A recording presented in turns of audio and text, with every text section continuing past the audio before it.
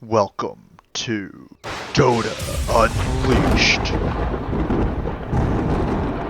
Welcome everyone to episode 5 of Troll Supports. Today we're going to look at a fun but difficult hero, Bounty Hunter. He's a gold generating machine that requires strategic gameplay and map awareness. Here are 3 reasons why he's such a great hero to give your team the gold advantage. Number 1. He forces the enemy team to buy vision for every lane to counter your ganks. Here, the SF didn't have detection and died. Then it forced a rotation from Skywrath and a ward a location I'm no longer at. Number 2.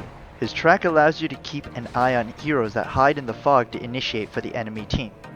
Here, the Pudge tries to hook, but we are ready for it. Number 3. With the gold bonus from his track and the gold he steals from Janata, it provides a huge total gold difference between the teams. Here, Bounty Hunter tracks in the fight and constantly spams Shuriken with Scepter. He first kills the Pudge, and then he kills the Shadow Fiend. Finally he picks off Skywrath Mage and Pit Lord. These fights become the turning point in the game for gold advantage. Now, let's take a look at his early game items and skill build. His skill order will be 1 level in Janata, and then 1 level in Shadow Walk, then max Shuriken, and of course, get track at level 6. His starting items will be 6 Tangos, an Orb of Venom, 1 Branch, and 1 Fairy Fire. In the early game, his 2 core items are Medallion and then Arcane Boots. If you're having a difficult time in the early game, you can also get a Magic Wand before building these core items.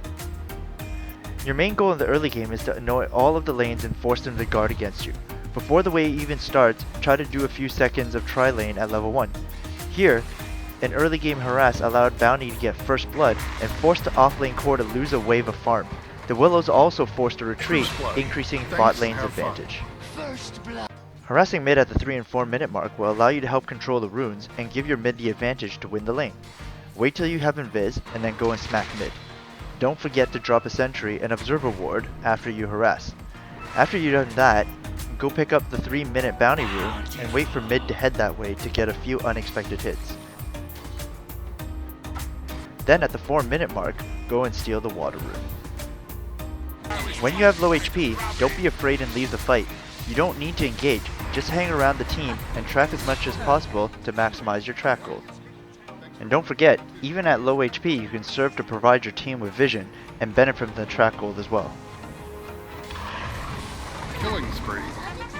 If your early game went well, the core most likely will be forced into the jungle. Bounty Hunter should harass the carry in the jungle, forcing him to retreat. Now, let's look at his mid-game items. His first item is to go Scepter to generate more gold in addition to track. At this point, he should be a gold machine, and he can start buying luxury items like Lotus. But don't forget, you can disassemble your Arcane Boots for the Lotus for cost efficiency. Once you've gotten Scepter, your mid-game goal is to track and Shuriken as much as possible. Try to maximize the bounce by casting Shuriken on the hero that's not tracked. The second mid-game item is Lotus. It can save your cores in key situations. Here, the Viper dies to his own ult as Bounty casts Lotus on Sand King, and then forces Wind Ranger to second guess using her ult on him as well. Once you've annoyed the enemy team enough, you should be able to bait them into a position for your team to counter. Here, the enemy is in the perfect position for the SK ult and Tech use. Now, let's take a look at the late game items.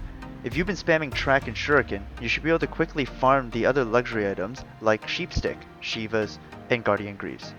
The Sheep provides you with another disable, the Shiva is good to counter the enemy carry, and the Guardian Greaves can help you remove dust. If in the late game you do have a lot of extra gold, you can always just keep farming moon shards for yourself and the team. Which luxury items to go first depends on what you need to counter the enemy team. Here, the Shivas and Guardian Greaves were helpful in countering the Naga illusions, so I got those before the Sheepstick. Thanks everyone for watching this Bounty Hunter video, and please comment down below if you have better ideas for Bounty. And don't forget to like and subscribe.